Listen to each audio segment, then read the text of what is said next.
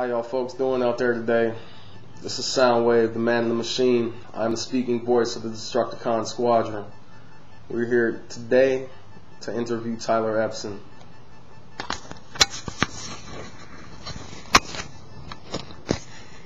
How y'all folks doing here tonight? Mr. Epson, what made you want to rap? To be absolutely honest, it was Snoop's verse on that Deep Cover joint that he did with Dre off the Deep Cover soundtrack.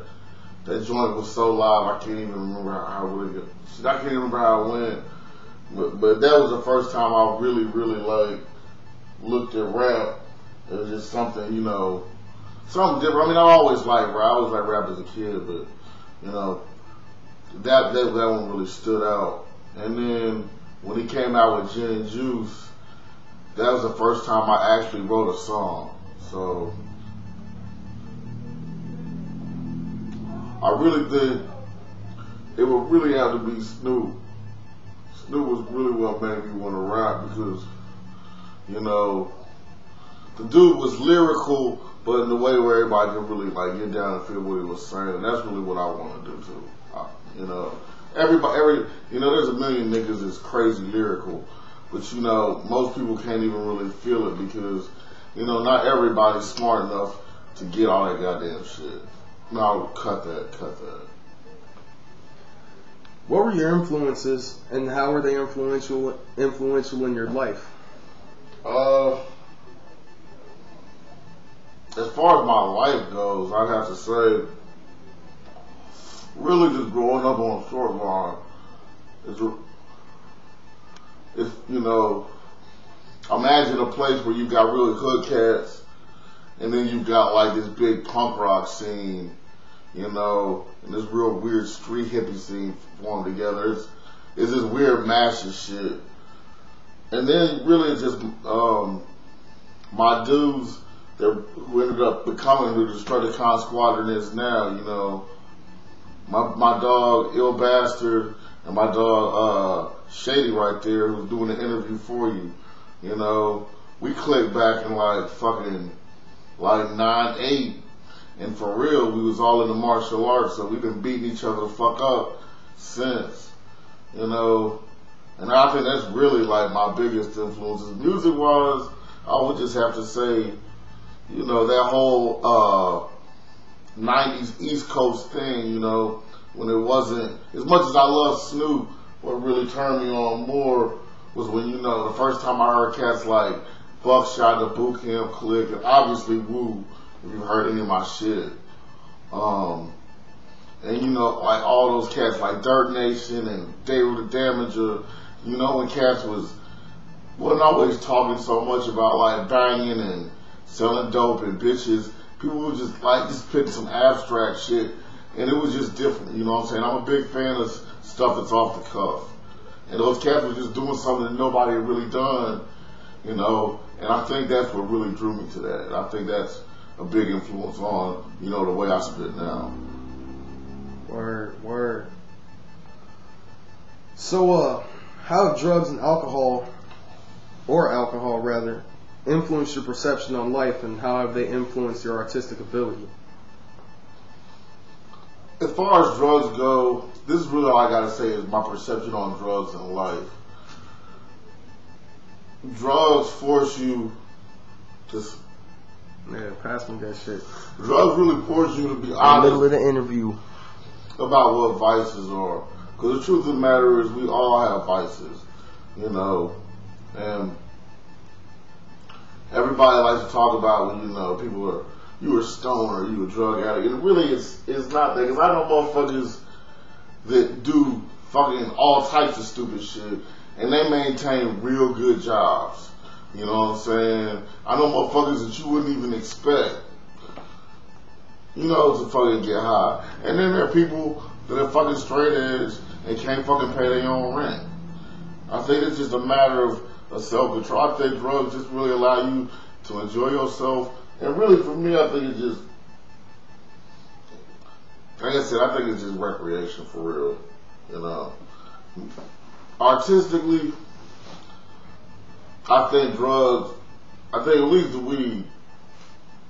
When I listen to beats and when I listen to music, I hear that I like mentally see them in colors. And so what? I sit up, if I sit up, smoke a joint or something I really like, it really allowed me to like really solidify that color in my brain, and it allows my lyrics to kind of match that color, or the mood, because that's what colors really are. It's just moods, really in your mind. Whenever you see red, you tend to think of violence. Or you see white, you tend to think of something, otherworldly, or black brings on fear. It's the same way. So like, when I see that shit in my brain, I like my lyrics to kind of represent whatever that color is that's going on in my head. Word. Yeah, I feel that colors, like the color of that blunt. It's brown. It's got some green stuff in it. So, your EP is already out on MySpace. When can we get the next EP, man? Man, I'm really trying to hold on to that shit, because the truth of the matter is, it's pretty much done. It ain't recorded, but the album's done. But it's like, man, I put this joint out in the fucking end of September, and I got motherfuckers trying to get me to put out a new one. And for real, I gotta thank y'all for that, because there's a lot of people, over the internet and MySpace telling me they want to hear some more shit. And I can't do nothing but appreciate it, But the new joint will probably come out, I can't guarantee nothing, but I swear to God, and y'all will be banging 09 in, listen to my shit. No doubt. So where can we get your EP that's already released now? You can get on MySpace, myspace.com/Tyler Epson. You can download the whole joint for free, Look soon though for tracks that ain't even gonna be on the new album, because I'm about to start just leaking shit to y'all. So I ain't just got 5 songs floating out there, give y'all motherfuckers more to really see what's going on inside the mind of Tyler Epson. Shout outs to the whole DestructiconSquadron, my Short Vine motherfuckers, Bear, my nigga Juan, my nigga Tonio, Big Rhino, Sub Galley niggas, my dog Aaron, and the rest of the crew at the Daniels Pub. Good looking out Cincinnati, especially uptown, where we at. Good looking out the Miz Magazine for even having me on your shit. I really appreciate that from a new artist. Ohio, stand up.